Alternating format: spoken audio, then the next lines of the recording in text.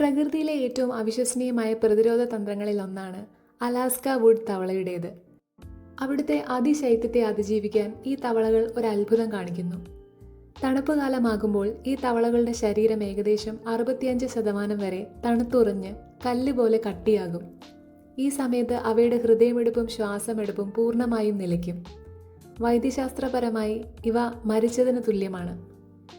എന്നാൽ വസന്തകാലത്ത് താപനില കൂടുമ്പോൾ ഈ തണുത്തുറഞ്ഞ തവളകൾ വീണ്ടും ജീവിക്കാനായി ഉരുകാൻ തുടങ്ങും. ഇത് സാധ്യമാക്കുന്നത് അവയുടെ ശരീരത്തിലെ ഒരു പ്രത്യേകതരം പ്രതിരോധ സംവിധാനമാണ്. തവളകൾ സ്വന്തം ശരീരത്തിൽ ഗ്ലൂക്കോസിൻ്റെ, അതായത് പഞ്ചസാരയുടെ അളവ് വർദ്ധിപ്പിക്കും. ഈ ഗ്ലൂക്കോസ് കോശങ്ങൾക്കുള്ളിലെ ജലാംശം പൂർണ്ണമായി തണുത്തുറയുന്നത് തടയുകയും പ്രധാനപ്പെട്ട അവയവങ്ങളെ കേടുപാടുകളിൽ നിന്ന് സംരക്ഷിക്കുകയും ചെയ്യുന്നു.